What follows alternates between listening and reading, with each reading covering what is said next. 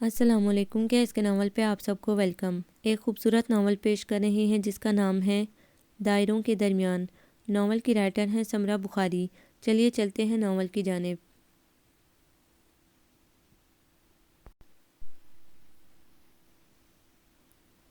شام آنگن میں اتر آئی تھی۔ رات کے کھانے کی تیاری کے لیے باورچی خانہ آباد ہو چکا تھا۔ بڑی تائی جان نے پالک چولہے پر چڑھائی تھی۔ اماں گوشت بھوننے میں لگی تھیں۔ شائستہ دن بھر میں ہونے والی دھلائی کے کپڑوں مردوں کے گھر لوٹنے سے پہلے پہلے بکسوں اور الماریوں میں رکھ چکنے کے بعد اب بچوں کی ادھر ادھر پھیلائی ہوئی چیزیں سمیٹنے میں شبانہ کی مدد کر رہی تھی۔ غرض ہر طرف مصروفیت کا عالم تھا اور ایک خاص تناؤ کی کیفیت چھائی ہوئی تھی۔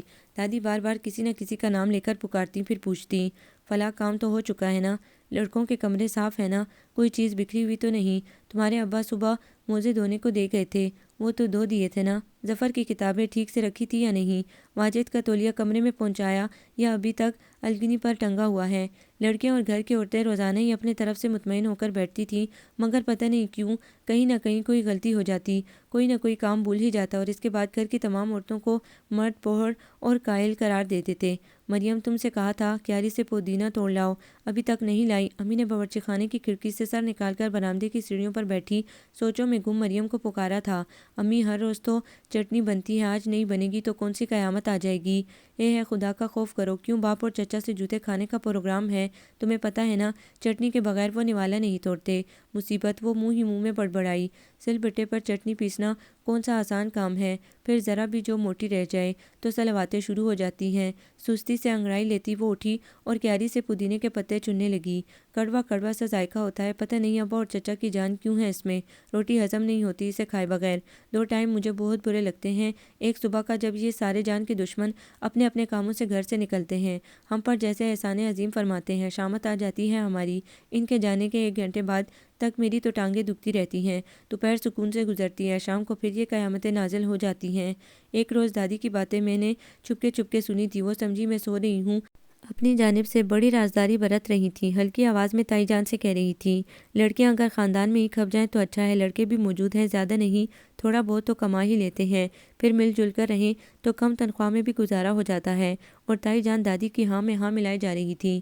اللہ میری توبہ، شادی کے بعد بھی اس گھر سے جان نہیں چھوٹے گی، بس یہیں پیدا ہوئے ہیں، یہیں مر بھی جاؤ، پتہ نہیں میرا جوڑ کس کمبخت کے ساتھ بنتا ہے، ویسے تو سارے ہی بدبخت ہیں، چڑچڑے، نک چڑے، الو جیسی شکلوں والے۔ وہ میری دوست بینا کے بھائی کس قدر ہنس مکھ ہیں، اور یہاں تو لگتا ہے ہنسنا ان پر حرام قرار دیا گیا ہے، اگر اس گھر کا کوئی مرد ہنسا تو اسے کڑی سزا ملے گی، منہ کالا کر کے 100 کوڑے لگائے جائیں گے، ویسے منہ کالا ہونے کے بعد یہ سب کیسے لگیں گے؟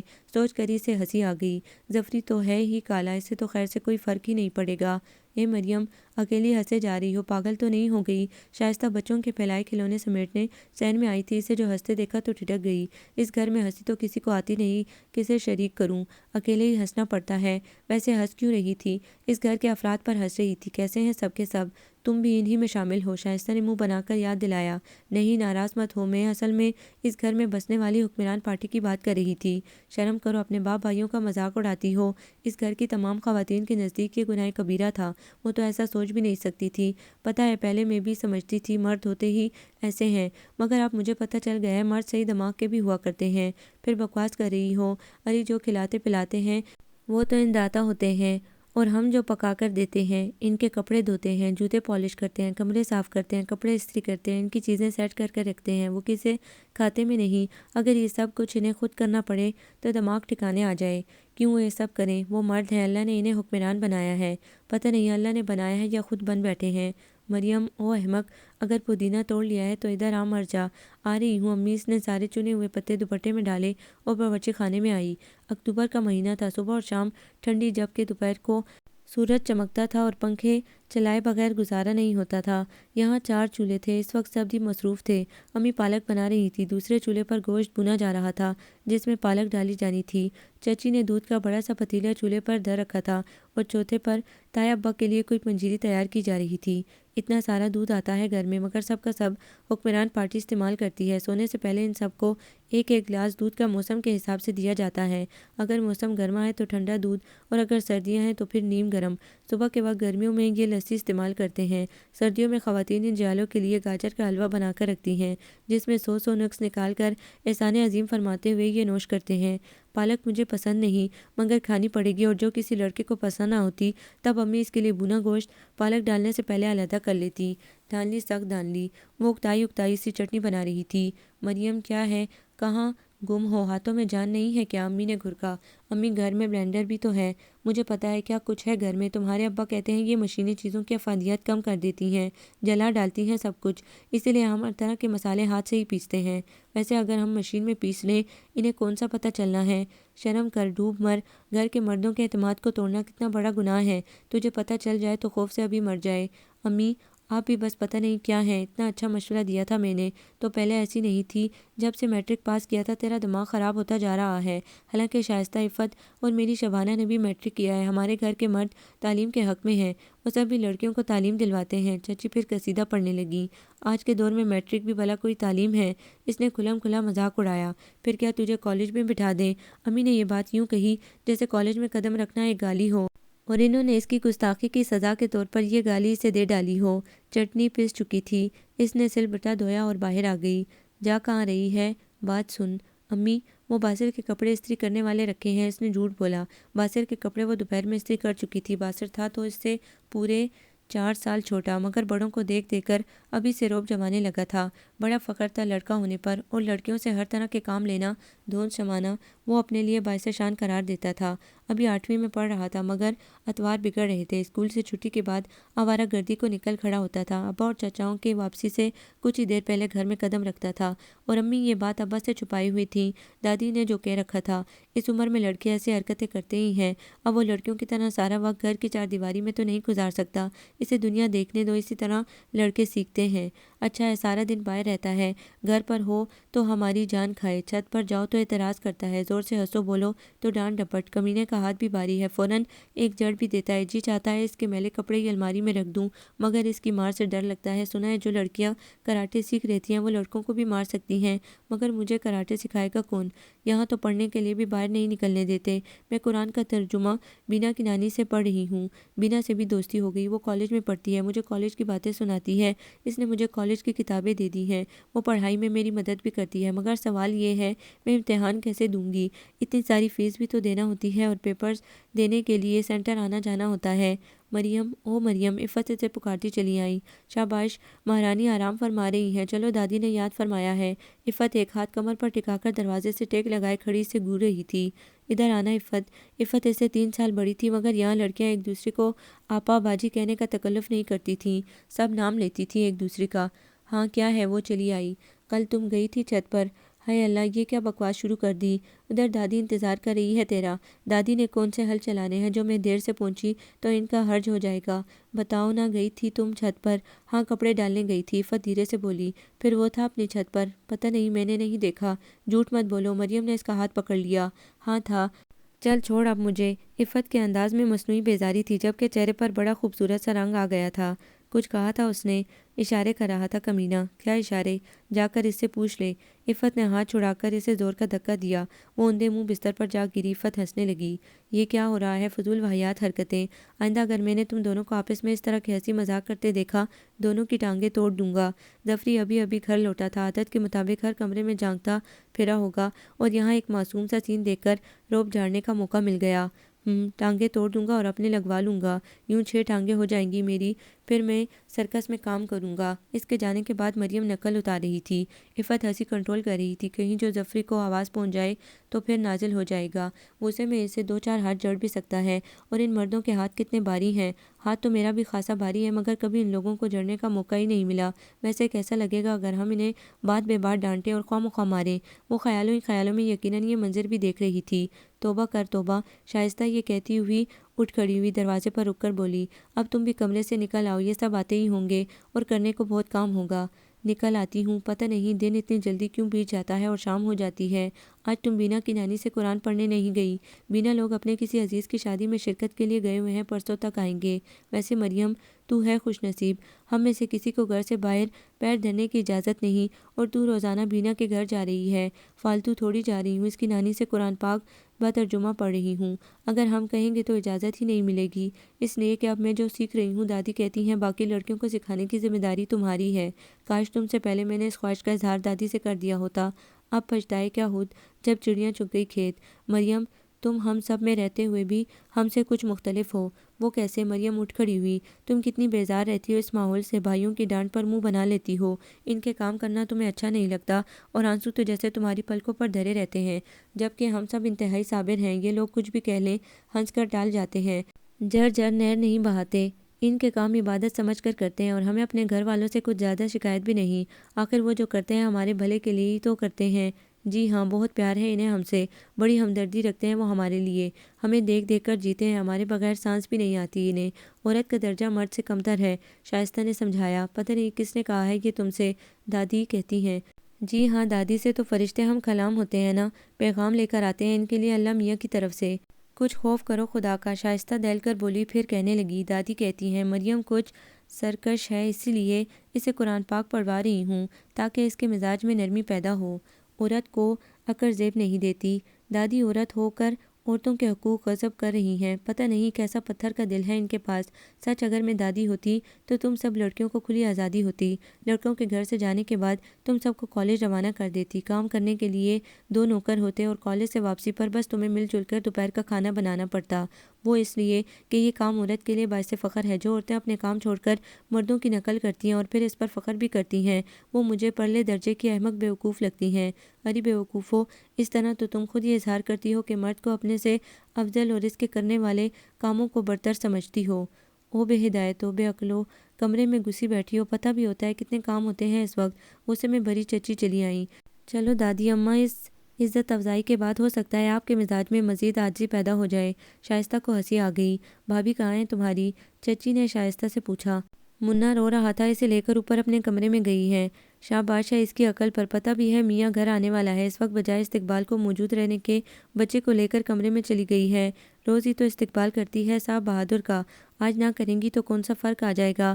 مریم تم اپنی زبان بند رکھا کرو، چلو شائستہ تم جا کر منع کو بہلاؤ اور غزالہ سے کہو جب تک رفیع میاں نہیں آ جاتے وہ نیچے ہی رہے، اور مریم تم آ کر برتن میز پر لگاؤ، کل تم اچار رکھنا بھول گئی تھی، تمہاری اس بھول پر ہم سب کو کتنی باتیں سننا پڑی تھیں، آج دماغ کو حاضر رکھنا۔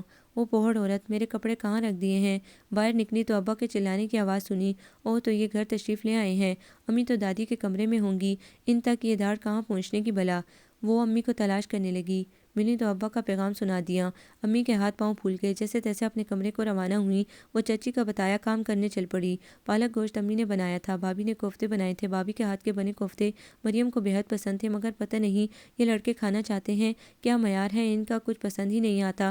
ابا تو شکر ہے آج خاموش تھے، پالک گوشت رغبت سے کھا رہے تھے، امی نے سالن سے اچھی اچھی بوٹیاں چن کر ان کی پلیٹ میں ڈال دی تھیں، چٹنی پر اعتراض کیا مگر یہ نہیں بتا سکے کہ آخر اس میں خرابی کیا ہے، تم کوئی کام تو دھیان سے کر لیا کرو۔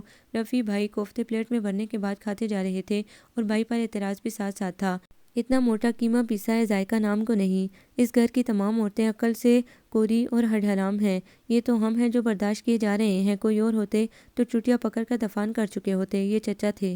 مریم نے ایک نظر حاضرین پر ڈالی، تمام مرد حضرات تیوی چڑھائے دھڑا دھڑ کھانے اور نکس نکالنے میں مشغول تھے، اور خواتین مجسم شرمندگی کھانے سے ہاتھ روکے سر جھکائے یہ ملحوظات سن رہی تھی۔ ایک ٹھنڈی سانس کھینچ کر وہ پھر پلیٹ پر جھک گئی، خواتین میں وہ واحد لڑکی تھی جو کھانا کھا رہی تھی۔ ابا نے پانی کے جگ کی جانب ہاتھ بڑھایا، امی لپک کر آئیں اور ان کا گلاس پانی سے بھر دیا، تایا نے سلاد کی پلیٹ کی جانب نگاہ کی، تائی جان نے جلدی سے سلاد ان کے لیے نکال دیا، آج دادی میز پر نہیں آئی تھی، موسم بدل رہا تھا اس لیے اب وہ اکثر اپنے کمرے میں ہی کھانا کھانے لگی تھیں، اگر وہ موجود ہوتی محفل کا لطف تو بالا ہوتا۔ مریم نے دل میں انہیں یاد کیا، اگر تیرا پیٹ بھر گیا ہے تو جا کر میرے کمرے سے دوا اٹھا لا۔ ابا نے پلیٹ پر جھکی مریم کو قہر بھری نگاہ سے دیکھتے ہوئے کہا تھا، میں لے آتی ہوں جی۔ امی حکم بجا لانے کو بےتاب تھیں، نہیں تم بیٹھی رہو، اس طرح تم نے اس کا دماغ خراب کر رکھا ہے، سوائے کھانے کے اسے کوئی کام نہیں، حرام خور، میں کھال ادھیڑ کر وز بھروا دوں گا، چل دفعہ ہو دوا لے کر آ۔ مریم کو یوں لگا کسی نے گرم گرم تیل اس کے جسم پر انڈیل دیا ہو، اف کتنی جلن ہو رہی تھی، توہین کا شدید احساس اس کی سمجھ میں نہیں آ رہا تھا، وہ کیا کرے، آخر کیا قصور سرزد ہوا تھا اس سے، سب کے سامنے 2 منٹ میں ذلیل کر چھوڑتے ہیں۔ دونوں بچے گڈو اور بیبی منہ پر ہاتھ رکھ کر ہنسی روک رہے تھے، سب لڑکوں کے چہروں پر مسکراہٹ تھی، ہماری بے عزتی پر یہ بہت خوش ہوتے ہیں، مجھے بھی ایک روز بدلہ لینا ہے ان سے۔ اس کے اندر بڑی شدت سے ٹوٹ پوٹ جاری تھی، جب وہ दवा लेकर वापस आई तब चचा इफ़्फ़त पर बुरी तरह बरस रहे थे। इसने हाज़रीन की जानिब देखा और इसे लगा ये सब सिर्फ़ और सिर्फ़ खाने की तरफ मुतवज्जा हैं। इफ़्फ़त के साथ क्या हो रहा है किसी ने नोटिस ही नहीं लिया। ये सब मुझसे खार खाते हैं, मुझे डांट पड़े तब इन्हें दिली सुकून हासिल होता है। किसी दूसरी लड़की से ऐसी दुश्मनी नहीं है। और ये ज़फ़री सबसे ज़्यादा मकार है, बिल्कुल किसी लोमड़ की तरह। मगर लोमड़ भी इतने काले हरगिज़ नहीं होते होंगे। मैंने कभी लोमड़ ही नहीं देखा। हद हो गई, कम अज़ कम कोई तस्वीर। मरियम, फ्रिज से स्वीट डिश उठा लाओ। ताईजान की आवाज़ ने ख़यालात तितर बितर कर दिए। बददिली से वो स्वीट डिश लेने चल पड़ी। इधर अब्बा को दो, तुम्हें इतनी तमीज़ नहीं है, पहले बड़ों को देते हैं। ज़ाहिर डांट रहा था। इसने तासुरात छुपाते हुए डिश ताया के सामने रख दी। आज फिर कस्टर्ड? वो धाड़े। जी, मैंने इसमें फल और केक डाला है, सादा कस्टर्ड नहीं है। ताई ने डरते डरते वजाहत की। आराम तलब अनाज की दुश्मन। पता है ना, कस्टर्ड बगैर मेहनत के बन जाता है, इसलिए रोज़ाना कस्टर्ड ही मिलेगा। यही तो इस घर की औरतों की खूबी है। अब्बा तंजिया मुस्कुराए।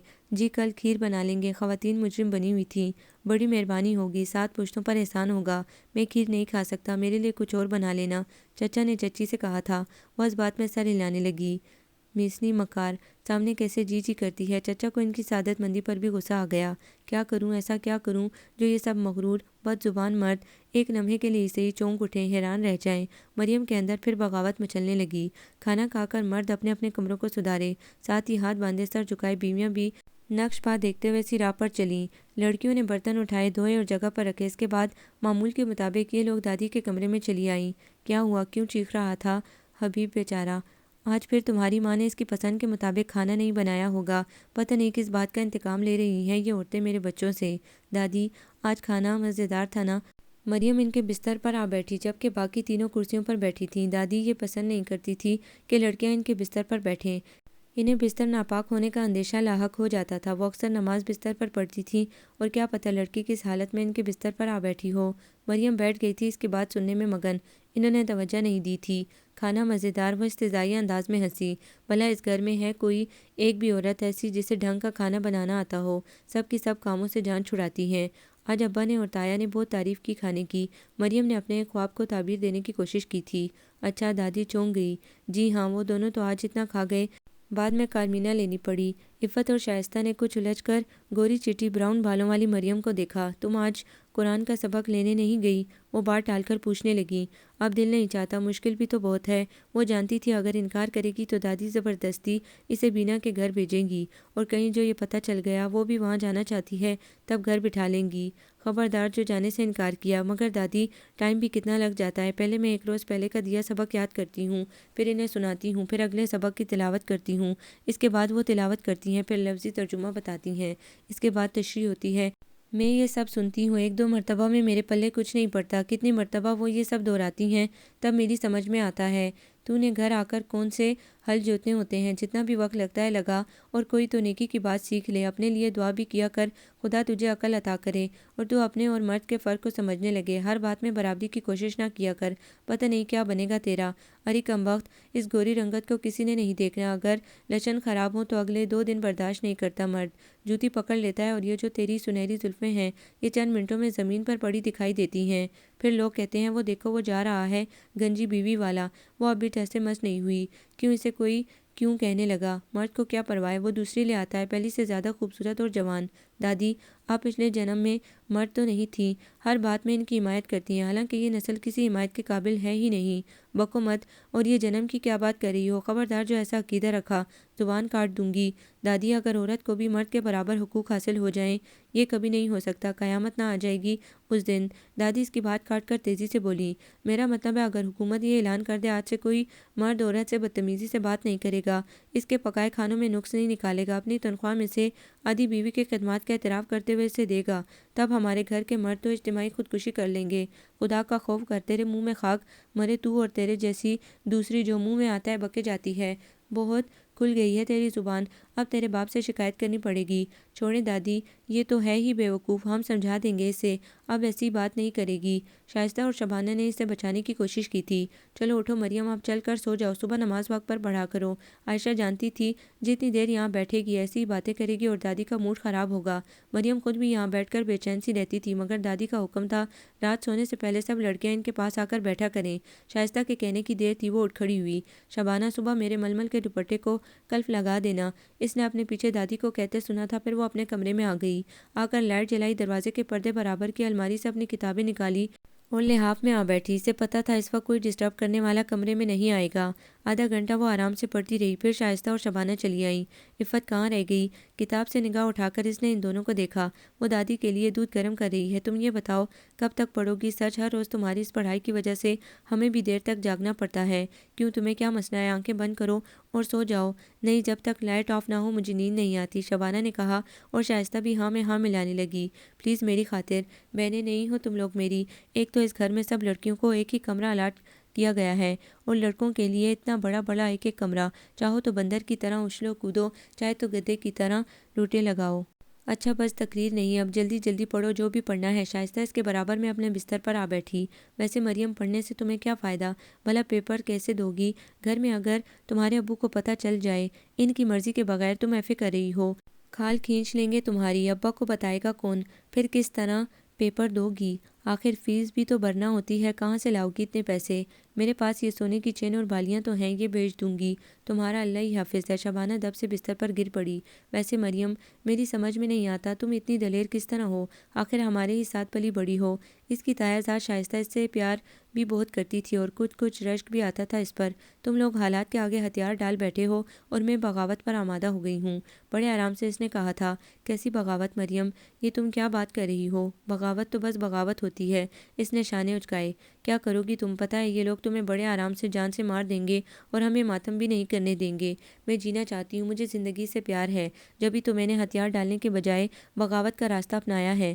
اصل میں تم لوگ جانتی نہیں ہو، اطاعت قبول کر لینے کے بعد سکون تھوڑی ہو جاتا ہے، حقوق تھوڑا ہی دے دیے جاتے ہیں۔ نہیں، بالکل نہیں، ہتھیار چھیننے کے بعد پابندی لگا دی جاتی ہے اور یہ پابندی موت ہی تو ہوتی ہے۔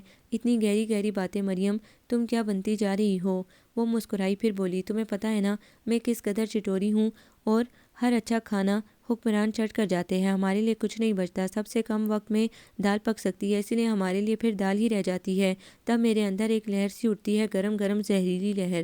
جب جیب خرچ کے نام پر انہیں کتنے ہی پیسے دیے جاتے ہیں اور ہم اسکول جاتے ہوئے گھر سے ایک روٹی اور رات کا بچا سالن لے جانے کے پابند رہے ہیں، تب بھی میں نے اپنے سر میں چونٹیاں سی رینگتی محسوس کی ہیں۔ تم نے پڑھنا ہے یا نہیں؟ شائستہ اس کی باتوں سے ہمیشہ خوفزدہ ہو جایا کرتی تھی۔ وہ بھی کتاب کی جانب متوجہ ہو گئی۔ شائستہ اور شبانہ لیٹ گئیں۔ عفت کی واپسی خاصی لیٹ ہوئی۔ کہاں رہ گئی تھی؟ شبانہ نے آنکھوں پر رکھا بازو ہٹا کر پوچھا۔ وہ ظفری کے سر میں درد ہے، کہہ رہا تھا تیل ڈال دو، بس اسی میں دیر لگ گئی۔ نواب صاحب، مریم نے کتاب بند کر کے ایک طرف ڈال دی۔ تو کیا ہوا، بھائی ہے اس کا، شبانہ نے سمجھایا۔ اور وہ بھائی صاحب، کبھی انہوں نے بھی یہ سوچا ہے بہن ہے، یہ بیمار ہو دوا لا کر دیتے، ان کا ٹائم ضائع ہوتا ہے۔ کسی دوست کے گھر جانا ہو، بائک موجود ہے مگر بہن ویگنوں پر دھکے کھاتی ہی جائے گی، خود پر ہزاروں خرچ کر ڈالیں گے، بہن کے لیے کاٹن کا ایک سوٹ لانے کو بھی پیسے نہیں ہیں ان کے پاس۔ باجی مریم، کوئی فائدہ ہے ان باتوں کا، مت کیا کرو ایسی باتیں، میرا بھی دل جلنے لگتا ہے، خود بھی سکون سے رہو، ہمیں بھی پرسکون رہنے دو۔ عفت سر ہاتھوں میں تھام کر بیٹھ گئی تھی۔ بس کرو مریم، باقی سبق صبح سنا دینا، اب سو جاؤ۔ شبانہ نے اٹھ کر لائٹ آف کر دی۔ صبح پھر ایک بظاہر روشن مگر ہر دن کی طرح تاریک دن تھا۔ تایا نے بیڈ ٹی پسند نہ آنے پر ٹرے الٹ دی تھی، اب دھاڑ رہے تھے، لڑکیاں اسی شور پر بیدار ہوئی تھیں۔ یا اللہ خیر، کیا قیامت آ گئی، اس نے برا سا منہ بنا کر کمبل ایک طرف پھینکا تھا۔ مریم اب اٹھ جاؤ، صبح ہو گئی ہے۔ عفت یقیناً نماز سے فارغ ہو چکی تھی۔ ہماری صبح کس قدر تاریک ہے، وہ اب بھی بستر پر لیٹی تھی۔ عفت نے اس کا کمبل فرش سے اٹھا کر بیڈ پر رکھا اور بولی، ہر گھر کے تقریباً ایسے ہی حالات ہیں، بس تم آزادی کے خواب دیکھنے لگی ہو، باغی ہو رہی ہو، اس لیے گھٹن محسوس کرنے لگی ہو۔ ہر گھر کے حالات ہمارے جیسے نہیں ہیں۔ کنویں کا مینڈک تمام عمر کنویں میں بسر کرنے کے بعد یہی خیال کرتا ہے کہ دنیا یہی ہے، اور تم تو ساری دنیا دیکھ چکی ہو نا۔ شائستہ بھی اٹھ بیٹھی تھی۔ ساری نہیں مگر تم لوگوں سے زیادہ ہی دیکھی ہے، تم لوگ اسکول میں بھی ایک دوسرے کے ساتھ چمٹی رہتی تھی، مگر میری کلاس کی بہت سی لڑکیوں سے دوستی تھی، ان کی باتیں سنتی تھی اور احساس ہوتا تھا ہم تو بس خواہ مخواہ دنیا میں آ گئے ہیں۔ اور اب بینا کا گھر، وہ کچھ یاد کر کے مسکرائی، کتنا سکون، کس قدر خوشی اور جمہوریت ہے اس گھر میں، بینا کا گھر اس کے اعصاب پر سوار ہے۔ شائستہ نے یہ کہتے ہوئے بستر چھوڑ دیا۔ ایک افراتفری کے بعد مرد حضرات اپنے اپنے کام پر روانہ ہوئے۔ ان کے جانے کے بعد وہ بھی بینا کے گھر کی طرف چل دی۔ بینا کی نانی آج کل اپنے بیٹے کے پاس پشاور گئی ہوئی تھی، مگر اس نے گھر میں یہ بات کسی کو نہیں بتائی تھی۔ وہ اب بھی بینا کے گھر جاتی تھی، اس سے گپے لڑاتی، اس کے بھائیوں سے بھی باتیں ہوتی اور گھر واپس آ جاتی۔ آج بھی ناشتے کے بعد اس نے باورچی خانہ صاف کیا اور چادر اوڑھ کر بینا کے گھر جانے کے لیے نکل کھڑی ہوئی۔ آؤ آؤ مریم، ہم تمہیں ہی یاد کر رہے تھے، بینا کا چھوٹا بھائی اسے دیکھتے ہی بولا تھا۔ کیوں خیریت تو ہے اسفر بھائی؟ ان کے ہاں آ کر اس پر بھی کچھ شوقی سی سوار ہو جایا کرتی تھی۔ پتہ ہے ہم لوگ ٹی وی اسٹیشن جا رہے ہیں۔ ارے واقعی؟ کیا کسی ڈرامے میں کام مل گیا ہے؟ کیوں بینا باجی آپ بتاؤ نا۔ ہمارے ایک کزن ٹی وی پر ملازم ہیں، پہلے اسلام آباد ہوتے تھے، اب لاہور آ گئے ہیں۔ آج ان کے پروگرام کی ریکارڈنگ ہے، بس ہم وہی دیکھنے جا رہے ہیں۔ ہائے سچ! اس کی آنکھیں چمک اٹھیں۔ چلو گی تم؟ بڑا بھائی واصف بھی چلا آیا۔ کیوں نہیں، میں تو سب سے آگے آگے چلوں گی۔ مریم تمہارا یہ حلیہ کچھ مناسب نہیں، اگر برا نہ مانو میرے کپڑے پہن لو۔ چلو آؤ میری وارڈروب دیکھ لو۔ بینا اسے ساتھ لے کر اپنے کمرے میں آ گئی۔ اس نے کاٹن کا نیلا سوٹ جس پر مسٹرڈ امبرائڈری کی گئی تھی اپنے لیے پسند کیا۔ تمہیں سوٹ بھی کرے گا؟ بینا نے اتفاق کرتے ہوئے سر اس بات میں ہلا دیا۔ اس نے کپڑے تبدیل کیے، بینا نے اس کے بال سیٹ کیے، جوتے بھی اس نے بینا کے ہی پہنے۔ کمرے سے باہر آئی، دونوں لڑکوں نے اسے اس بدلے ہوئے حلیے میں دیکھ کر خوب داد دی۔ پھر اسفر بولا، اگر تمہارے گھر والے تمہیں اس حلیے میں دیکھ لیں تو آج شام تمہارے گھر کے سامنے شامیانے اور کرسیاں لگ جائیں۔ لوگ جوان موت پر افسوس کے لیے جوک در جوک آئیں گے۔ بکو مت، ہم لوگ گاڑی میں بیٹھ کر جائیں گے اور گاڑی میں ہی واپس آئیں گے، کوئی نہیں دیکھے گا مریم کو۔ بینا نے بھائی کو ڈانٹا۔ آزادی کے یہ چند گھنٹے مجھے مل جائیں، میں انجوائے کر لوں، بے شک پھر وہ قتل کر دے۔ مریم کے انداز میں بے نیازی تھی۔ تم جیسے دلیر لوگوں کو لمبی عمر جینا چاہیے اور حکومت کرتے ہوئے جینا چاہیے۔ واصف کے انداز میں ستائش تھی۔ بینا اور دونوں بھائی تیار تھے، انہوں نے چائے پی اور ٹی وی اسٹیشن چل پڑے۔ ایک نئی دنیا، اور یہی دنیا مریم کا خواب تھی۔ خواتین کس قدر آزاد، با اعتماد اور خوش و خرم دکھائی دیتی تھیں۔ یہ بھی تو عورتیں ہیں، مگر میری طرح پابندیوں میں جکڑی ہوئی نہیں ہیں۔ اداکاری کرتی ہیں، نت نئے سوانگ پڑھتی ہیں اور خود کماتی ہیں، انہیں پیسہ خرچنے کی آزادی ہے۔ کاش میں بھی کوئی جاب کر سکوں۔ یہ مریم ہے، تبریز بھائی۔ بینا کسی سے اس کا تعارف کروا رہی تھی۔ مریم؟ تبریز نے دوسری نگاہ بڑی بھرپور ڈالی تھی۔ وہ گھبرا گئی۔ کب یوں کسی کے سامنے آئی تھی؟ اپنا تعارف تو کروائیے۔ اس کی گھبراہٹ اسے مزید دلیر بنا رہی تھی۔ وہ اس کے چہرے پر نگاہیں جمائے کھڑا تھا۔ یہ میری دوست ہے بینا۔ اور کیا تعارف کرواتی؟ پڑھتی ہیں آپ مریم؟ جی ہاں، وہ مختصر کہہ کر خاموش ہو گئی۔ آپ کا چہرہ، آپ کا قد بد، وہ اسے جانچ رہا تھا۔ پلیز تبریز بھائی، اسے اپنے ڈرامے کے کسی کردار میں فٹ کرنے کی کوشش ہرگز نہ کریں۔ کیوں بھائی؟ ٹیلنٹ ہو تو اسے ضائع کرنا کہاں کی عقل مندی ہے؟ تبریز کی نگاہ مسلسل اس پر تھی۔ اور کسی کی جان ضائع ہو جائے اس کے بارے میں کیا خیال ہے؟ اسفر نے کہکا لگایا تھا۔ کیا مطلب؟ میں سمجھا نہیں۔ اس کے والد چچا تایا، تایا زاد، چچا زاد وغیرہ بوٹی بوٹی کر دیں گے اس کی۔ واصف نے وضاحت کی۔ اوہ! تبریز کے انداز میں افسوس تھا۔ ترحم بری نگاہ مریم پر ڈالی تھی۔ اب کیا ساری باتیں یہیں کھڑے کھڑے کریں گے؟ ہم تو مریم کو بڑے دعوے کے ساتھ یہاں لائے تھے۔ جی ہاں، ہم نے کہا تھا ہمارے کزن بڑے فیاض، مہمان نواز اور شاہ خرچ بندے ہیں۔ آج ہم لوگوں کو ایک شاندار یادگار لنچ کروائیں گے۔ بھائی اب تو آپ لوگ نہ بھی کہتے تب بھی میں لنچ کروانے پر اصرار کرتا۔ کیوں بھائی؟ اب ایسا کیا ہوا ہے؟ آپ کے مہمان ہمارے لیے بھی بہت خاص مہمان ہیں۔ واہ مریم جیو! ان تینوں نے نعرہ بلند کیا تھا۔ تعریف کسے بری لگتی ہے، اور جب تعریف کرنے والی ہستی ہمیں امپریس کر رہی ہو، اچھی لگ رہی ہو، تب اس کی زبان سے سراہنے والے الفاظ ادا ہو جائیں، وہ بھی ہمارے لیے، ہم جو خود متاثرین میں شامل ہو چکے ہوں، تب یہی خوشی دو چند ہوتی ہے۔ اتنا خوبرو، پڑھا لکھا، کھلے ماحول میں سانس لینے والا نکھرا انسان اس کو یوں دیکھے گا، یوں تعریف کرے گا، کہاں سوچا تھا اس نے؟ وہ پہلے بھی بہت شوق کے ساتھ یہاں آئی تھی۔ رنگ، روشنیاں، آزادی، ہنسی، یہ سب اسے بہت اٹریکٹ کرتا تھا، مگر ایک ذرا سی توجہ نے اسے کچھ سے کچھ بنا دیا تھا۔ اسے لگا وہ انہی رنگوں روشنیوں کا ایک حصہ ہے۔ گھٹن کہیں بہت پیچھے غبار کی صورت میں رہ گئی ہے، وہ اس غبار کی پہنچ سے بہت دور نکل آئی ہے۔ اس کے انداز میں اعتماد، ہونٹوں پر مسکراہٹ تھی۔ وہ کیمروں کو اداکاروں کی دلچسپی سے تو دیکھ رہی تھی، مگر اس کے چہرے پر حیرانی اور ان چہروں سے متاثر ہونے کا کوئی تاثر نہیں تھا۔ بینا نے اپنی فیورٹ اداکارہ سے ہاتھ ملایا۔ ہیرو سے چند الٹے سیدھے سوال صرف اس لیے کیے کہ وہ متوجہ ہو کر اسے شرف باریابی عطا کر دے گا۔ مریم یہ سب دور ہی سے دیکھتی رہی۔ یہ چہرے جو ہمیں اسکرین پر نظر آتے ہیں ہمارے لیے بڑی کشش کا باعث بن جاتے ہیں۔ انہیں کسی اور ہی دنیا کی مخلوق سمجھا جاتا ہے اور ان سے ہاتھ ملانا، بات کرنا ایک خواب ہی لگتا ہے۔ لیکن مریم، میں دیکھ رہا ہوں آپ دور ہی سے یہ سب دیکھ رہی ہیں۔ کسی سے آٹوگراف لینے کی، ہاتھ ملانے کی کوشش نہیں کی۔ ہاں بس میں ایسی ہی ہوں، کسی کو خواہ مخواہ مغرور نہیں بنانا چاہیے۔ ارے چھوٹی سی، بظاہر معصوم سی دکھائی دینے والی یہ لڑکی کتنی بااعتماد اور مضبوط تھی۔ یہ عمر تو رنگوں کو چھو لینے کی خواہش والی ہے، اور وہ دور ہی سے دیکھ رہی ہے۔ اس عمر میں عزت، بے عزتی، نفع نقصان کی پرواہ ہی کب کی جاتی ہے؟ اگر میں تمہیں اپنے ایک پلے میں کام کرنے کی آفر کروں، کیا تم قبول کر لو گی؟ موقع پا کر اس نے پھر کہا تھا۔ نہیں، ابھی میں اتنی خود مختار کہاں ہوں۔ وہ سیدھی ہو کر بیٹھ گئی اور یہ جواب بڑی سنجیدگی اور کچھ رنجیدگی سے دیا۔ بہت افسوس ہوتا ہے مجھے جب اتنے اچھے چہرے، اتنے بااعتماد لوگ ہماری ان نام نہاد روایات کی بھیڑ چڑھ جاتے ہیں۔ وہ کچھ جلا گیا تھا، بس ایسا ہی ہے۔ مریم نے شانے اچکائے۔ ایسا نہیں ہونا چاہیے۔ آج کی نسل کو اتنا باشعور تو ہونا چاہیے کہ صحیح اور غلط کے تعین کے بعد اس پر ڈٹ جائے، وہی کرے جسے اپنے لیے بہتر سمجھے۔ یہ کہنا بہت آسان ہے، وہ مسکرائی۔ بالکل یہ کہنا بہت آسان ہے، مگر زندگی آسانی کا ہی نام نہیں۔ امتحان، اور امتحان میں کامیابی ہی اصل زندگی ہے۔ میں جو آج اس مقام پر ہوں، یہ سراسر میری ذاتی کوشش کا نتیجہ ہے، ورنہ میرے گھر والے تو یہی چاہتے تھے کہ میں بھی خاندان کے دوسرے لڑکوں کی طرح اپنا آبائی بزنس سنبھال لوں۔ آپ مرد ہیں، لڑکیوں کے لیے ذرا مشکل ہوتی ہے۔ اس نے بہت نہیں ذرا کا لفظ استعمال کیا تھا کہ وہ بھی تو ایسی ہی تھی۔ اس نے بھی تو بغاوت اپنے وجود میں پال رکھی تھی اور عہد کیا تھا خود کو کسی قابل ضرور بنانا ہے۔ آزادی پر، روشنی پر، تازہ ہوا پر ہمارا بھی حق ہے۔ آج کی ملاقات بے حد یادگار تھی اور اس کی زندگی کا یہ سنہرا دن تھا۔ ٹی وی اسٹیشن کا ماحول، جانے پہچانے چہروں کا سامنا، ان کے انداز، ان کا لباس، اسے سب کچھ اچھا لگا تھا کہ وہ سب اپنی اپنی سوچ کے مطابق زندگی گزار رہے تھے۔ خوش نصیب نہیں، خوش نصیب ترین لوگ۔ اسے رشک آ رہا تھا، یہاں بھی اور ہوٹل میں بھی۔ وہ ایسی جگہوں پر کب آئی تھی؟ اسے تو یہاں کے آداب بھی معلوم نہیں تھے۔ جو کھانا اس کے سامنے رکھا تھا کیسے کھایا جاتا ہے، کیا آداب ہیں اس کے، وہ بالکل ناواقف تھی، مگر اسے جھجک نہیں تھی، وہ شرمندہ بھی نہیں تھی کہ ایسی باتوں میں الجھ کر وہ آج کی زندگی کی رونق اور خوشی کو آدھا کر دیتی۔ وہ بس مگن تھی، مسکرا رہی تھی اور ہر بات کا جواب اسی مسکراہٹ کے ساتھ دے رہی تھی۔ اور جب بینا نے کہا تھا تمہیں اندازہ نہیں ہے مریم، تم کتنی خوبصورت لگ رہی ہو، تب وہ کھلکھلا کر ہنس پڑی تھی۔ 3 بجنے کو تھے، وہ صبح 9 بجے بینا کے گھر آئی تھی اور روزانہ 10:30 11 کے قریب واپس چلی جایا کرتی تھی۔ اس نے ایک مرتبہ بھی نہیں سوچا اتنی دیر پر وہاں کیا بیتی ہوگی، بس وہ آج ہر طرح سے انجوائے کرنا چاہتی تھی۔ جب یہ لوگ تبریز سے اجازت مانگ رہے تھے تب اس نے کہا تھا ہماری اگلی ملاقات کہاں ہو سکتی ہے؟ میں تو بینا باجی کے ہاں روزانہ آتی ہوں۔ اس نے ٹائم بھی بتا دیا۔ بینا کے ہاں آ کر کپڑے بدلے، اپنی بڑی سی چادر اوڑھی، تب وہ ہنس پڑی۔ آ گئی پھر اسی حلیے میں، سچ مریم آج تو تم پہچانی ہی نہیں جا رہی تھی، اور مجھے لگتا ہے آج گھر جا کر وہ مار لگے گی کہ ایک بار پھر تمہارے لیے میری پہچان مشکل ہو جائے گی۔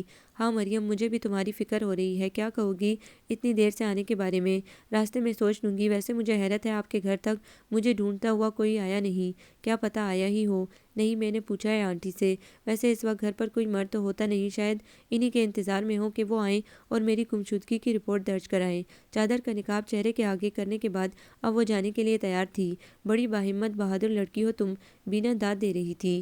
اگر آئندہ اسی طرح تمہیں آؤٹنگ پر جانے کا ارادہ ہو تو مجھے ضرور بلا لینا۔ کیوں نہیں، اب تو اچانک ہی پروگرام بن گیا، اسی لیے پہلے تم سے بات نہ ہو سکی۔ اگر آئندہ کوئی پروگرام بنا تو 1-2 روز پہلے تمہیں انفارم کر دوں گی تاکہ تم گھر میں مناسب سا بہانہ بنا سکو۔ یہ موج بھی تب تک ہے جب تک آپ کی نانی جان واپس نہیں آ جاتی۔ وہ ہنس پڑی تھی۔ ارے نہیں، میری نانی بہت سویٹ ہیں، میں انہیں بہت آرام سے منا سکتی ہوں۔ اچھا اب چلتی ہوں، خدا حافظ۔ میں دعا کروں گی تمہارے لیے۔ بینا مسکرائی۔ چلیے، مہربانی آپ کی۔ ویسے میں بالکل خوفزدہ نہیں ہوں، جو ہونا ہے وہ تو ہونا ہی ہے، پھر خواہ مخواہ میں ڈرنا کیسا؟ بینا کے گھر سے اس کا گھر کل 10 منٹ کی پیدل مسافت پر تھا۔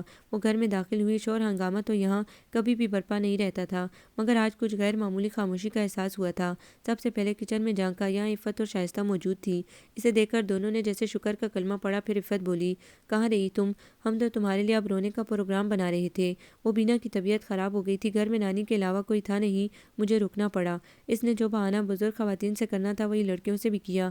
فی الحال وہ انہیں راز میں شریک کرنے کا رسک نہیں لینا چاہتی تھی، جانتی تھی یہ لوگ حوصلہ افزائی نہیں کریں گی، ڈانٹ ڈپٹ اور نصیحتوں پر اتر آئیں گی۔ کم از کم آ کر بتا ہی جاتی، ہم نے بینا کے گھر فون کرنے کی کوشش کی تھی مگر ہمارا فون خراب ہے۔ اس نے خدا کا لاکھ لاکھ شکر ادا کیا، یہ تو خیال ہی نہیں آیا تھا، یہ لوگ فون کر کے بھی پتہ کر سکتے ہیں۔ کہہ تو رہی ہوں بینا کی طبیعت خراب تھی، بہت تیز بخار ہو رہا تھا، میں تو ٹھنڈے پانی کی پٹیاں ہی رکھتی رہی، اتنا تھک گئی ہوں بتا نہیں سکتی۔ اچھا یہ بتاؤ، امی، چچی، تائی، بھابھی کہیں دکھائی نہیں دیتی، آج کچن میں تم دونوں ہی موجود ہو۔ دادی جان کے رشتے کی بہن انتقال کر گئی ہیں، دادی جان سمیت یہ سب لوگ 11 بجے کے ادھر گئے ہوئے ہیں۔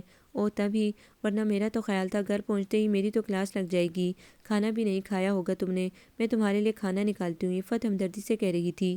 نہیں، مجھے کچھ نہیں کھانا، بہت تھکن ہو رہی ہے، بس اب سوؤں گی۔ اور سنو، دادی کو مت بتانا کہ میں لیٹ آئی تھی، ہمارا دماغ تو خراب نہیں ہے، جاؤ تم سو جاؤ جا کر۔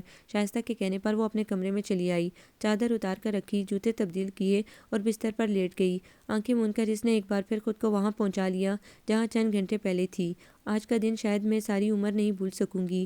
بینا کا یہ کزن تبریز کس قدر خوبصورت اور کتنا خوش مزاج ہے، اس کی آنکھوں میں میرے لیے ستائش تھی۔ کیا میں اتنی خوبصورت ہوں کہ کسی کو متاثر کر سکوں؟ وہ بستر سے اٹھی اور شدید خواہش اور شوق کے عالم میں آئینے کے سامنے آ کھڑی ہوئی۔ اتنی توجہ سے اس نے پہلے کبھی خود کو نہیں دیکھا تھا۔ اسے احساس ہوا وہ واقعی خوبصورت ہے، بینا کے دیے کپڑوں میں اور بھی پیاری لگ رہی ہوگی، مگر وہ جس کا نام تبریز ہے وہ تو لاکھوں میں ایک ہے، پڑھا لکھا ہے، آزاد ماحول میں اٹھتا بیٹھتا ہے، اس کے لیے خوبصورت چہروں کی کیا کمی؟ شاید ہر کسی سے وہ ایسے ہی ملتا ہوگا، یہ اس کی عادت ہوگی۔ اس نے کچھ دکھ کے ساتھ خود کو یہ باور کرایا تھا، مگر اس کے باوجود وہ آئینے کے سامنے کھڑی تھی اور آج اپنے حسن پر مطمئن اور خوش تھی۔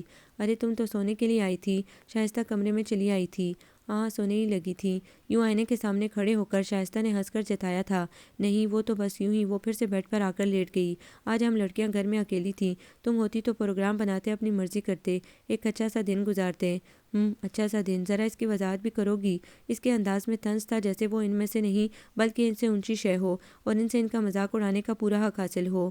ہاں، اپنی پسند کا چینل لگا کر دیکھتے، پسند کا کھانا بناتے، اونچی آواز میں ڈیگ لگاتے اور خوب باتیں کرتے۔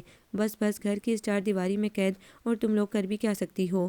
عورت کے لیے چار دیواری ہی اس کی دنیا ہوتی ہے۔ مریم، تم خواب دیکھنا چھوڑ دو، ورنہ آنسوؤں کے سوا جھولی میں کچھ نہیں آئے گا۔ آنسو سے پہلے ہی میری جھولی بھر چکی ہے، اب جگہ ہی نہیں ہے۔ اس نے لاپرواہی سے کہا تھا۔ کیا سوچتی ہو تم اپنے بارے میں؟ آخر کرنا کیا چاہتی ہو؟ تمہیں یہ خوش فہمی کیوں ہے کہ ہمارے گھر کے مرد تمہیں اس قدر آزادی دیں گے؟ میری سوچ میں ان گھر کے مردوں کا کوئی وجود ہی نہیں۔ اس نے شدید بیزاری کے عالم میں ناک سکیڑی تھی۔ شائستہ جو کہنا چاہتی تھی اس کے لیے الفاظ نہیں مل رہے تھے۔ کچھ دیر مریم کو دیکھتی رہی، پھر واپس چلی گئی۔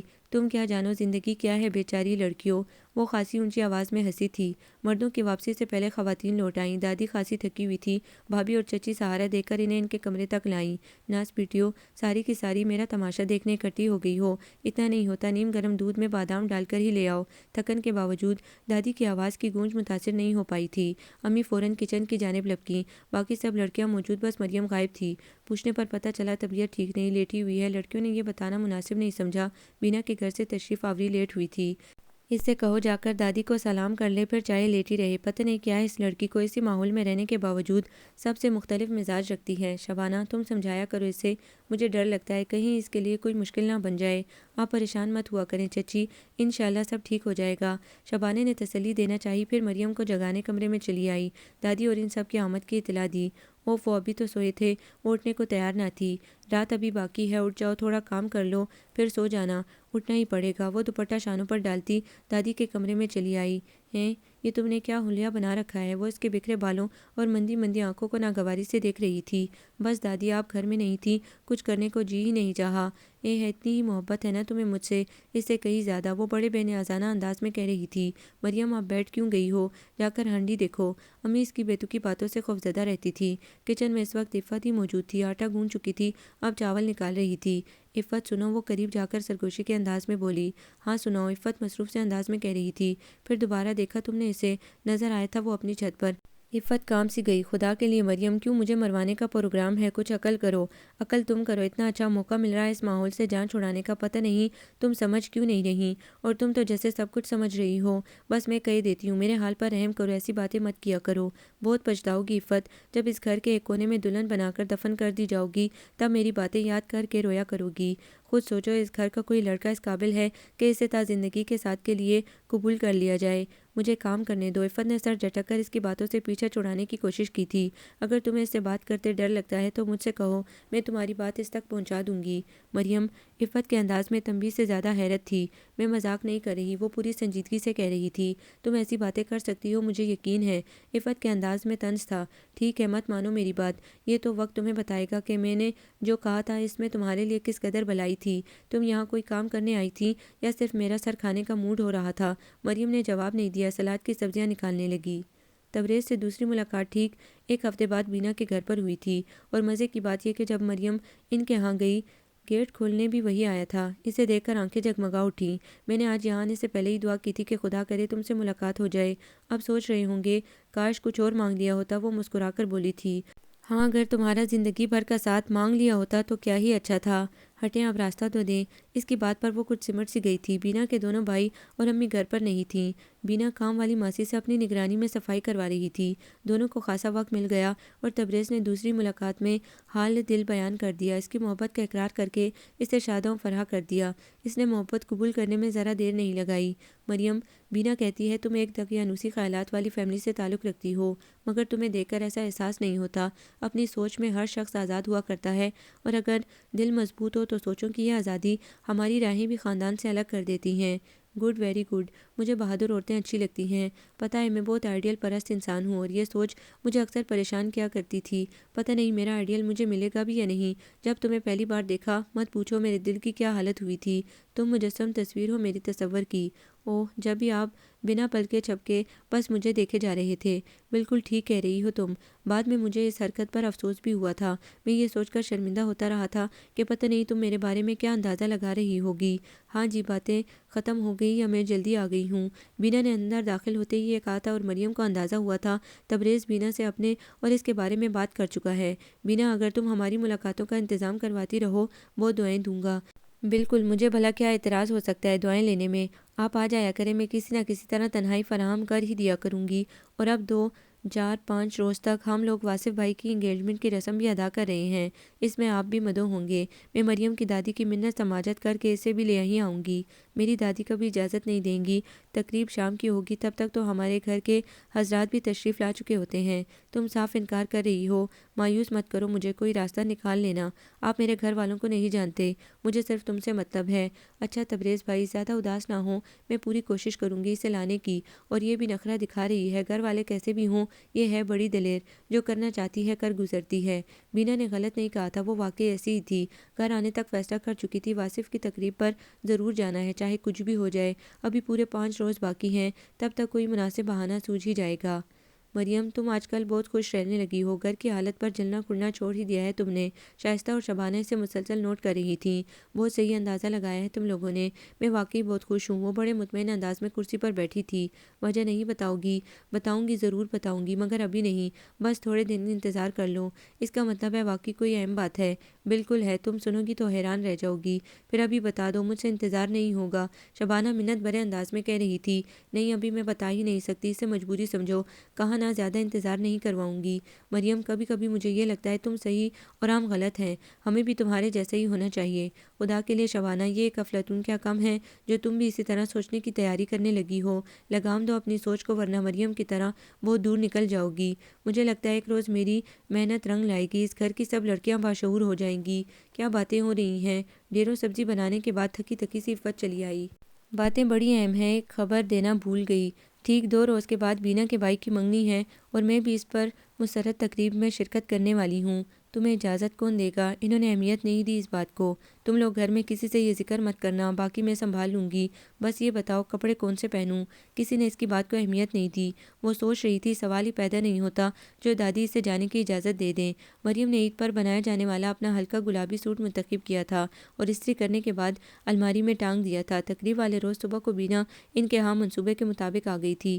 دادی کے کمرے میں ہی بیٹھی اپنی نانی کا سلام دیا اور پھر بھائی کی منگنی کی تقریب کے بارے میں بتایا۔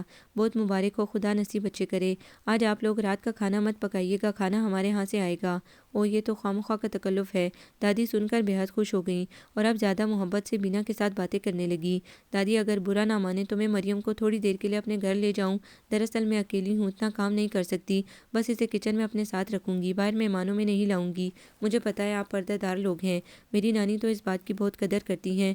آپ بھروسہ رکھیں، یہ صرف کچن تک محدود رہے گی، اصل میں اکیلی ہوں، کام بہت ہے۔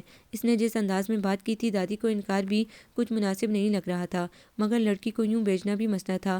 مجھے اعتراض کوئی نہیں، مگر شام کو اس کے ابا چچا گھر آ جاتے ہیں، وہ کبھی اجازت نہیں دیں گے۔ ارے رہنے بھی دیجیے دادی جی، اگر آپ انہیں سمجھائیں گی تو وہ ضرور سمجھ جائیں گے، یہ میرا وعدہ ہے۔ بس انگوٹھی پہنانے کی رسم تک ہی اسے روکوں گی، پھر مٹھائی پھل اور کھانا لے کر اس کے ساتھ آپ کے ہاں آؤں گی۔ مجھے علم ہے آپ لوگ رات کا کھانا جلدی کھا لیتے ہیں۔ مٹھائی پھل اور تقریب کا کھانا، ان کے گھر کے حالات اتنے اچھے نہیں تھے جو 3 ٹائم کے کھانے کے بعد یہ شوق پورے کر سکتے۔ پھل آتے تھے تو بس گنے چنے سب کے حصے میں آ جاتے، مٹھائی کھائے تو مہینوں گزر جاتے۔ یہ تو مل جل کر رہنے کی وجہ سے سب کا کام چل رہا تھا۔ دادی کو بینا کے خلوص کے آگے ہار ماننا پڑی۔ بینا نے آ کر مریم کو خوشخبری سنائی، جسے باقی لڑکیوں نے بڑی حیرت سے سنا۔ اس نے اپنے کپڑے شاپر میں ڈال کر بینا کو پکڑا دی اور بولی، گھر میں سے کوئی سادہ سا سوٹ پہن کر آ جاؤں گی، وہیں آ کر تیار ہوں گی۔ تم کتنی چالاک ہو مریم۔ شائستہ حیرت چھپا نہیں سکی۔ اس کو چالاکی نہیں، ذہانت کہتے ہیں۔ وہ مسکرائی۔ بینا نے بھی اس کی ہاں میں ہاں ملا دی۔ شام کو وہ سادہ سا سبز کاٹن کا سوٹ پہنے، بالوں کو کلپ میں قید کیے، دادی کے حضور سلام کے لیے حاضر تھی۔ اچھا دادی جان اب میں چلتی ہوں، ان لڑکیوں سے کہہ دیں آج سارا کام خود ہی کر لیں، میرے لیے کچھ نہ رکھیں، میں تو وہاں بینا باجی کے ساتھ کام کرتے کرتے تھک جاؤں گی، پھر ہمت نہیں ہوگی۔ ٹھیک ہے، اور سنو باورچی خانے میں ہی رہنا، باہر مت نکلنا۔ آپ مجھے ایسے سمجھتی ہیں دادی جان؟ مرد تو دور کی بات، میں تو غیر عورتوں کے سامنے جاتے بھی گھبراتی ہوں۔ اچھا ٹھیک ہے، اور سنو اپنے گھر لانے کے لیے جو کھانا اور مٹھائی ہوگی وہ خود ہی نکالنا اور بوٹیاں زیادہ ڈال لینا۔ یہ بھی کوئی کہنے کی بات ہے، میں اچھی والی مٹھائی، پھل اور کھانا آپ لوگوں کے لیے سنبھال کر رکھوں گی۔ اور سنو جلدی آ جانا، ایسا نہ ہو انتظار کرتے کرتے ہمیں بھوکے ہی سونا پڑے۔ وہ اس بات میں سر ہلا کر چلی آئی۔ اس وقت بینا کے گھر میں اکا دکا مہمان ہی آئے تھے اور ڈرائنگ روم میں ہی بیٹھے تھے۔ وہ سیدھی بینا کے بیڈ روم میں گئی۔ بڑے وقت پہ آئی ہو۔ بینا گرے سلک پر گرین اور گولڈن موتیوں کے کام کا سوٹ پہنے بڑی پیاری لگ رہی تھی۔ کتنا خوبصورت سوٹ ہے، وہ ستائش سے دیکھ رہی تھی۔ تمہارا بھی پیارا ہے، اور سچ تو یہ ہے مریم، تم جو بھی پہن لو اچھا ہی لگتا ہے۔ میں تو تیار ہوں، تم چینج کر لو، پھر تمہارے بال بنا کر میک اپ بھی کر دوں گی۔ بینا نے اسے تیار کرنے میں 1 گھنٹہ لگایا، اور جب اس نے آئینہ دیکھا تو بے اختیار یہ کہہ اٹھی، ہائی بینا باجی، یہ میں ہوں۔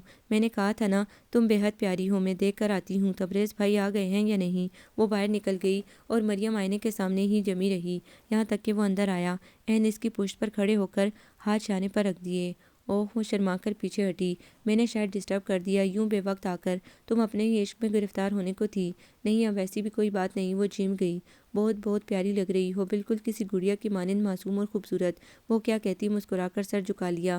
اجازت مل گئی آنے کی، ورنہ میں تو سوچ رہا تھا پتہ نہیں آؤ گی بھی یا نہیں۔ آپ نے کہا تھا آنا تو مجھے تھا ہی۔ اتنا مانتی ہو مجھے، اعتبار کریں مجھے خوشی ہوگی۔ بولو مریم، ساتھ دو گی میرا؟ کسی مشکل سے گھبراؤ گی تو نہیں؟ اب آ کے یہ سوال کر رہے ہیں۔ ساتھ دوں گی، میں نے تو اپنے ہر راستے پر آپ کو کھڑا پایا ہے۔ اس کے معصوم چہرے پر گہری سنجیدگی تھی، اور وہ اپنی عمر سے کئی بڑی بات کہہ گئی تھی۔ میں نے تمہیں چاہا ہے، اپنے جذبوں میں سچا ہوں، کھرا ہوں، دھوکہ دینے کا سوچ بھی نہیں سکتا۔ تمہیں بہت جلد اپنانا چاہتا ہوں۔ یہ بتاؤ تم تک پہنچنے کے لیے کیا کیا رکاوٹیں عبور کرنا ہوں گی؟ شاید کوئی نہیں، آپ اچھی پوسٹ پر ہیں، اچھی فیملی سے ہیں، بس ایک بات میرے گھر والوں کے علم میں نہیں آنی چاہیے کہ آپ نے مجھے دیکھ رکھا ہے، مجھ سے مل چکے ہیں۔ ٹھیک ہے، میں بینا سے بات کروں گا، وہ کوئی نہ کوئی حل نکال لے گی۔ میرا خیال ہے رشتے کے لیے تمہارے گھر بھی بینا کے والدین ہی آئیں گے، کیونکہ آپ کے گھر والے، اس کا دل برا ہوا، شاید وہ اسے قبول کرنے کو کسی طور تیار نہیں ہوں گے۔ میرے والد ایکسیڈنٹ میں معذور ہو چکے ہیں، وہ کہیں آ جا نہیں سکتے۔ پشاور میں رہائش ہے ہماری، اور میری 5 بہنیں ہیں، میں اکلوتا بھائی ہوں۔ 5 بہنیں، اکلوتا بھائی؟ اسے جھٹکا سا لگا، سنبھل کر بولی، سب شادی شدہ ہیں نا؟ ارے نہیں، سب مجھ سے چھوٹی ہیں، بڑی 2 منگنی شدہ ہیں، شادی 1 ڈیڑھ سال بعد ہوگی، باقی تینوں پڑھ رہی ہیں۔ بینا کی امی میرے رشتے کی خالہ ہوتی ہیں۔ میرے والد اس فیملی پر بہت اعتماد کرتے ہیں، محبت کرتے ہوئے ہمارے سامنے صرف محبوب کی ذات ہوتی ہے، اور ہم اس پر اپنا پورا اختیار سمجھ لیتے ہیں، آرزوؤں کے محل بناتے ہیں، اور اس میں صرف 2 پیار کرنے والے وجود بستے ہیں۔ یہ تو بھول ہی جاتا ہے زندگی تنہا نہیں، اس میں اور بھی بہت سے رشتے ساتھ ساتھ چلتے ہیں۔ تبریز سے آج کی ملاقات کے بعد وہ خوش تو تھی، مگر رہ رہ کر 5 بہنوں اور معذور والد کا خیال آ رہا تھا۔ چلو یہ بھی اچھا ہے، وہ لوگ پشاور میں ہیں، میں یہاں رہوں گی، وہ کبھی کبھی بھائی کے گھر آیا کریں گی، ہر وقت سر پر سوار نہیں رہیں گی۔ تم نے بینا کے گھر سے آ کر کوئی بات نہیں سنائی، کیسی رہی آج کی تقریب؟ لڑکیاں سب جاننے کو بے چین تھیں۔ بہت تھک گئی ہوں، صبح بات ہوگی، اب دیکھو ٹائم بھی تو بہت ہو رہا ہے، ہم تمہارے انتظار میں جاگ رہی تھی۔ کیا سچ مچ تم وہاں کچن کا سارا کام تو نہیں دیکھتی رہی؟ ایسے ہی خواہ تم لوگ وہاں میری سچ دچ دیکھتی تو حیران ہی رہ جاتی۔ آخر اس کی زبان چالو ہو ہی گئی، اور رات 12:30 بجے تک وہ انہیں تقریب کا حال سناتی رہی۔ تبریز سے براہ راست ملاقات نہیں ہو سکی، وہ کام میں بہت مصروف تھا، 2 دن کے لیے اسلام آباد چلا گیا تھا۔ واپسی ہوئی تب بینا نے فون پر مریم سے بات کروائی، بتا رہا تھا، میں نے گھر بات کر لیا اور بینا کی امی کو بھی قائل کر چکا ہوں۔ مریم، میں نے بھی اپنے گھر میں یہ بات نہیں بتائی کہ تمہیں دیکھ رکھا ہے، بلکہ یہی بتایا ہے کہ تم بینا کی والدہ رقیہ خالہ کی چوائس ہو، پردہ کرتی اور بہت شریف گھرانے سے تعلق ہے۔ اگر آپ یہ بتا دیتے کہ آپ کی پسند ہوں تو زیادہ اچھا ہوتا۔ پتہ نہیں کیوں یہ بات سن کر اسے صدمہ سا ہوا تھا۔ سمجھا کرو، ابھی وقت نہیں ہے، اور پھر ہم تو جانتے ہیں نا کہ ایک دوسرے سے محبت کرتے ہیں، ساری دنیا میں ڈنڈورا پیٹنے کی کیا ضرورت ہے؟ ٹھیک ہے، وہ مان گئی اس کی بات۔ پھر تیسرے ہی روز بینا کے والدین اور بینا اس کے گھر موجود تھے۔ شام کا وقت تھا، ابا تایا وغیرہ بھی گھر پر تھے، ان کی موجودگی میں ہی ساری بات ہوئی۔ اسے ان کی رائے جاننے کی سخت بے چینی ہو رہی تھی، مگر کوئی راستہ بھی نظر نہیں آتا تھا۔ وہ لوگ گھنٹہ 1.5 گھنٹہ بیٹھے، ان کے جانے کے بعد سب بزرگ دادی کے کمرے میں اکٹھے ہو گئے۔ یہ میٹنگ خاصے وقت تک جاری رہی۔ تم بہت خوش نصیب ہو، اس ماحول سے دور جا رہی ہو۔ لڑکیوں کی آنکھوں میں اس کے لیے رشک کے جذبات تھے۔ اس میں میری کوششوں کو بھی بڑا دخل ہے، میں نے ہمت نہیں ہاری۔ اگر گھر والے نہ مانے پھر؟ عفت نے دبے لفظوں میں کہا۔ پھر بھی میں آرام سے تھوڑا ہی بیٹھوں گی، کوئی نہ کوئی راستہ نکال ہی لوں گی۔ صبح وہ بینا کے گھر جانے لگی تو دادی نے منع کر دیا، بس اب تم ان کے گھر نہیں جاؤ گی۔ مگر کیوں دادی؟ ارے رشتہ آیا ہے ان کے گھر سے تیرے لیے، اب کیا اچھا لگتا ہے ان کے گھر جانا؟ تو کون سا رشتہ قبول ہو گیا ہے؟ قبول بھی ہو جائے گا، سب سے ناانجار تو ہی تھی، پتہ نہیں اللہ نے قسمت ایسی اچھی کیوں کر دی، اتنا پڑھا لکھا لڑکا ہے، نوکری بھی بہت اچھی، تیرے تایا سوچ رہے ہیں رشتہ ہو جائے، اس سے سفارش کروا کر اپنے لڑکوں کو بھی اچھی جگہ لگوا دیں گے۔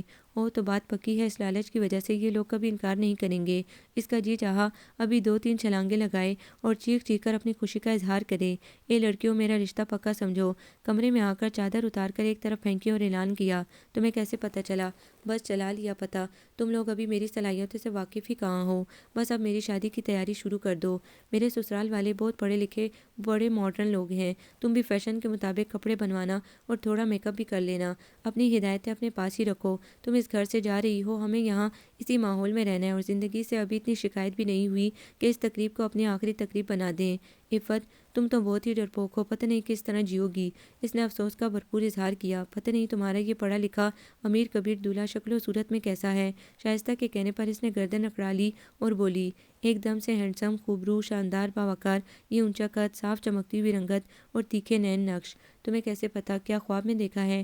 شبانہ نے ہنس کر کہا، نہیں، اس نے ضرور بینا کے گھر اس کی تصویر دیکھی ہوگی، ہے نا یہی بات؟ شائستہ یقین سے کہہ رہی تھی، ہاں، اس بات کا تو مجھے خیال ہی نہیں آیا، آخر وہ کزن ہے بینا کا، ان کے گھر تصویر تو ضرور ہوگی۔ ویسے ایک بات سمجھ میں نہیں آ رہی، بینا اچھی خاصی خوبصورت لڑکی ہے، آخر اس نے اپنے کزن سے شادی کیوں نہیں کی؟ اس لیے کہ بینا اپنے ماموں ذات میں انٹرسٹڈ ہے اور وہ بھی بینا کو بہت چاہتا ہے، اس وقت ملک سے باہر ہے، تقریباً سال بعد چکر لگے گا۔ تمہیں بڑی معلومات ہیں، ظاہر ہے بینا دوست ہے میری، ساری باتیں بتاتی ہے، تم پڑھنے جاتی ہو، اتنا وقت مل جاتا ہے کہ ان کی ذاتیات میں دخل دے سکو، وقت ہی وقت، ٹائم ہی ٹائم۔ اس نے کہکا لگایا، پھر بولی، پڑھتا کون ہے؟ بینا کی نانی بہت دن سے پشاور گئی ہوئی ہیں، میں تو وہاں صرف باتیں کرنے ہی جاتی ہوں۔ کتنی چالاک ہے تو، اور دلیر بھی، دادی کو دھوکہ دیتے ڈر نہیں لگتا؟ ایک ہی تو محلہ ہے، کوئی عورت آ کر نہیں بتا سکتی ہے بینا کی نانی شہر سے باہر ہیں، پھر تیرا جو حشر ہوتا ہے اس کے بارے میں خیال نہیں کیا تو نے؟ میں اپنے آج پر توجہ دیتی ہوں، نہ گزرے کل پر، روتی ہوں نہ آنے والے وقت کے لیے فکر کرتی ہوں، میرے لیے جو کچھ بھی ہے وہ میرا آج ہے اور بس۔ اتنی دلیری بھی اچھی نہیں ہوتی، اب سسرال جا رہی ہو، وہاں جا کر کچھ عقل سے کام لینا۔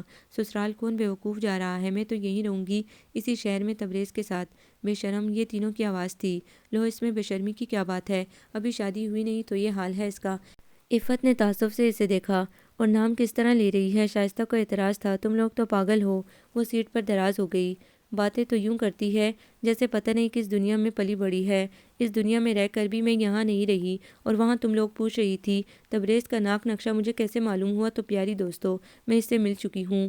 ہیں کب، کہاں؟ سب کی سب سننے کو بےتاب تھیں، پہلی بار ٹی وی اسٹیشن پر، اس کے بعد گھر میں، پھر بینا کے بھائی کی منگنی پر تو بہت ہی بھرپور ملاقات ہوئی تھی۔ تینوں اتنی حیران تھی کچھ بول ہی نہیں سکی۔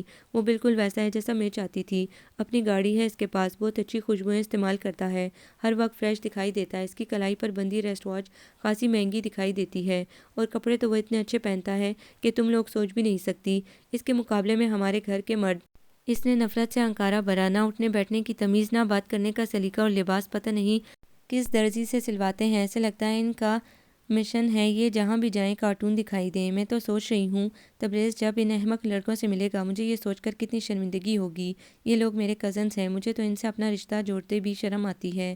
سادہ مزاج کے ہیں ہمارے بھائی، عفت نے دھیرے سے کہا، سادہ نہیں، اکھڑ مزاج کے ہیں، خود کو پتہ نہیں کیا سمجھتے ہیں، اسی غرور نے اسے کسی کام کا نہیں چھوڑا، یہ سمجھ ہی نہیں سکے ان کی شخصیت میں کتنی کمزوریاں ہیں، ہر وقت گھر کی لڑکیوں پر رعب ڈالتے ہیں، کبھی کسی باہر کی لڑکی سے یوں بات کریں منہ توڑ دے گی، اور اب تو میں بھی کسی سے نہیں ڈروں گی، ہاں ہونے کی دیر ہے، ان سب کو مزہ چکھا دوں گی، رخصتی سے پہلے ان کے دماغ درست کر کے ہی رہوں گی۔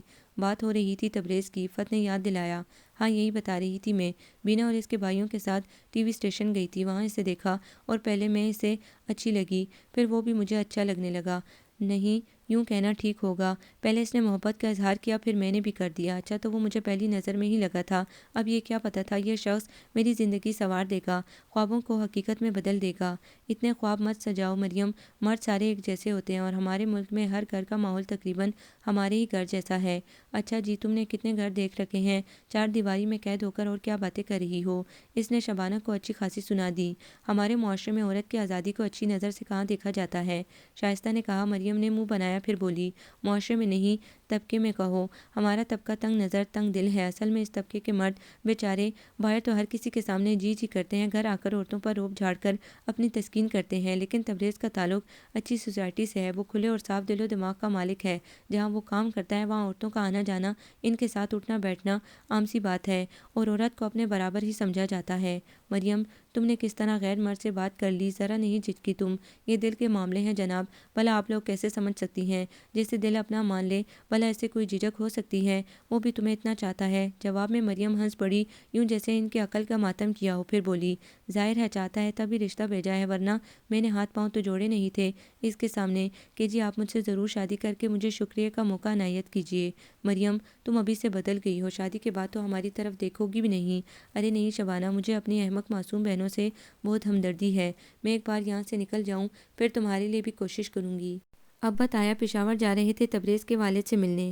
ایسے کاموں میں گھر کی عورتیں بھی جایا کرتی ہیں کہ گھر بار تو انہوں نے ہی دیکھنا ہوتا ہے، مگر یہاں گھر کی عورتوں پر کسی کو بھروسہ ہی کہاں تھا، وہ بالکل احمق عقل سے پیدل مخلوق تھیں۔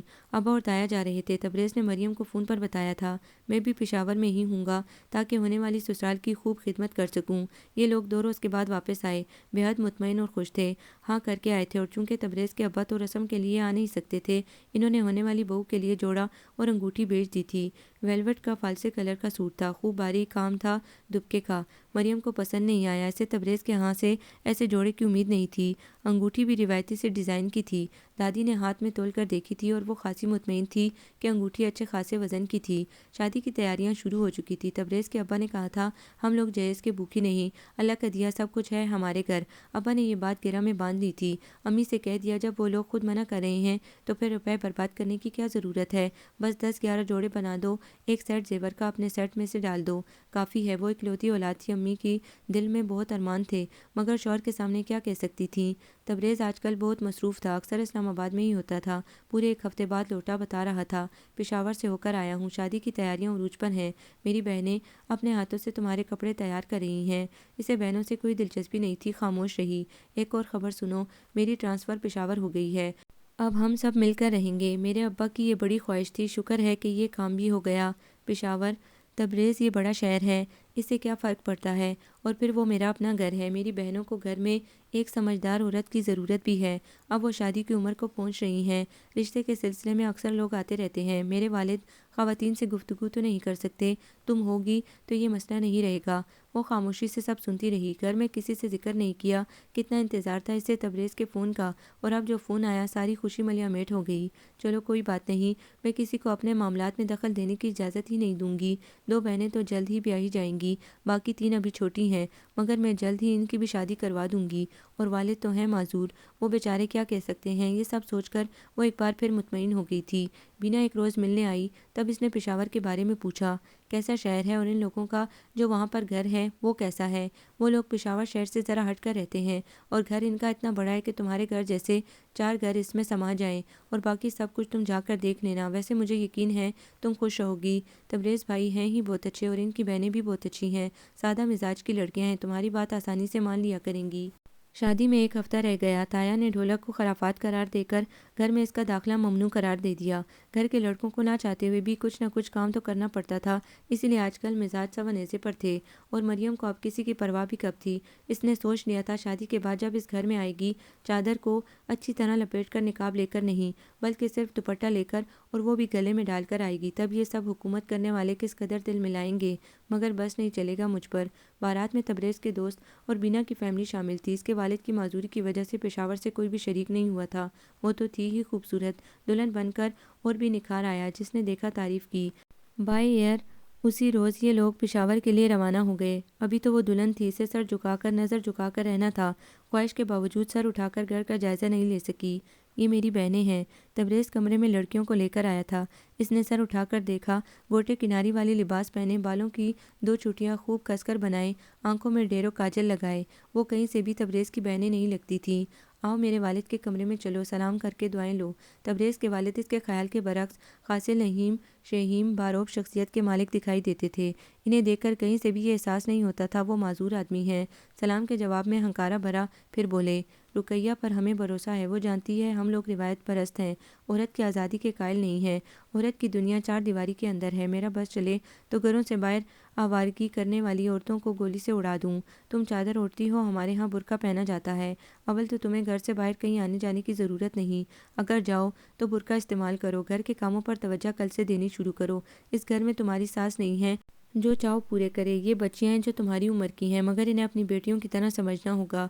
باقی یہ جو تمہارا شوہر ہے، یہ میرا بیٹا ہے اور میرے حکم کے بغیر سانس بھی نہیں لے سکتا، اس لیے تمہیں ہر معاملے میں مجھ سے اجازت لینا ہوگی۔ جاؤ جا کر منہ دھو لو، میں یہ میک اپ کے نام پر کی گئی خرافات پسند نہیں کرتا۔ مریم نے بمشکل سانس لیتے ہوئے اپنے ساتھی کی جانب دیکھا، وہ باپ کے سامنے سر جھکائے مؤدب کھڑا تھا۔ میں کہاں سے چلی تھی، کہاں ہوں؟ شاید کہیں سے ہی نہیں چلی، کہیں نہیں پہنچی، میں جہاں تھی وہاں ہوں۔ عورت ہمارے دیس کی عورت دائرے میں گھومتی ہے اور پگلی یہ سمجھتی ہے آگے اور آگے بڑھ رہی ہے، نئی منزلوں کی طرف رواں دواں ہے، مگر دائرے میں گھومنے والے جہاں سے چلتے ہیں وہیں پہنچ جاتے ہیں۔ آپ کو یہ ناول کیسا لگا؟ کمنٹس میں اپنی رائے ضرور دیں۔ ہمارے چینل کو لائک کریں، سبسکرائب کریں، شیئر کریں۔